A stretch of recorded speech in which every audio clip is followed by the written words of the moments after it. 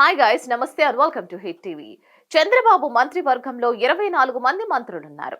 వీళ్ళల్లో ఒక్కో జిల్లాకు ముగ్గురేసి మంత్రులు ఉంటే కొన్ని జిల్లాలలో ఒక్కరే ఉన్నారు.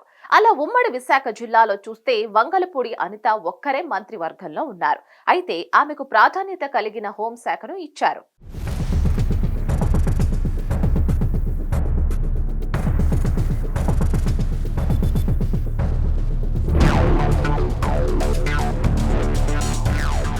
అయితే వంగలపూడి అనిత కొత్తగా ఏర్పాటు చేసిన అనకాపల్లి జిల్లా కోటాలో మంత్రిగా ఉంటే విశాఖ జిల్లాను నిల్ అన్నదాన్ని టీడీపీ నేతలు గుర్తు చేస్తున్నారు. గతంలో వైసీపీ ప్రభుత్వం కూడా ఇలాగే అనకాపల్లి జిల్లాకి 2 మంత్రి పదవులు ఇచ్చేసి విశాఖ జిల్లాను పక్కన పెట్టేసింది. అట్లయితే విశాఖకు మంత్రి లేరు అని టీడీపీ ఏనాడో విమర్శలు చేసింది. విశాఖ పాలన రాజధాని అంటున్నారు, మంత్రి పదవి ఇవ్వలేదని కూడా విమర్శించారు. ఇప్పుడు అవే మాటలు తమ సొంత ప్రభుత్వం మీద అనలేక అంతర్గతంగా రగులుతున్నారు. ఇదిలా ఉంటే విశాఖ మంత్రిగా ఎవరూ లేరన్న కొరతను తీర్చేందుకు చంద్రబాబు ఆలోచిస్తున్నారు అని అంటున్నారు. ప్రతి జిల్లాకు ఇన్ఛార్జ్ మంత్రిని నియమిస్తారు.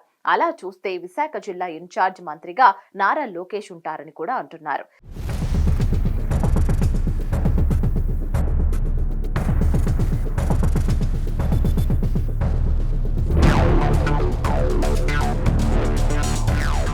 విశాఖకు ఉన్న రాజకీయ, ఆర్థిక, సామాజిక ప్రాధాన్యత రీత్యా నారా లోకేష్ జిల్లా మంత్రిగా వస్తారని అంటున్నారు. ఇదే విషయం ఇప్పుడు టీడీపీలో చర్చగా సాగుతోంది.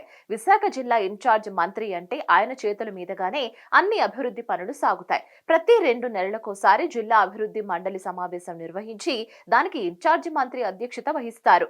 జిల్లా ఇన్ఛార్జ్ మంత్రి అంటే పవర్ఫుల్ అనే చెప్పాలి. ముఖ్యంగా చెప్పాలంటే విశాఖలోనే స్టీల్ ప్లాంట్ ఉంది, ఏయూ కూడా ఉంది. విశాఖ అంతా టీడీపీకి మద్దతుగా నిలిచి ఎమ్మెల్యేలను గెలిపించింది.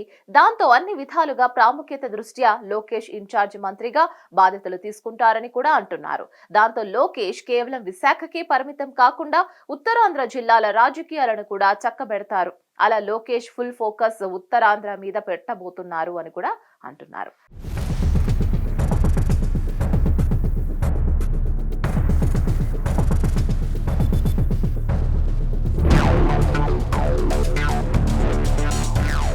మరిన్ని అప్డేట్స్ కోసం stay tune to hit TV. Hit TV app ని డౌన్లోడ్ చేసుకోండి. ఇందులో short news, live news, entertainment movies అన్ని అవైలబుల్ గా ఉన్నాయి. Please download hit TV app. Hit TV app hit TV app ని ఫ్రీగా డౌన్లోడ్ చేసుకోండి.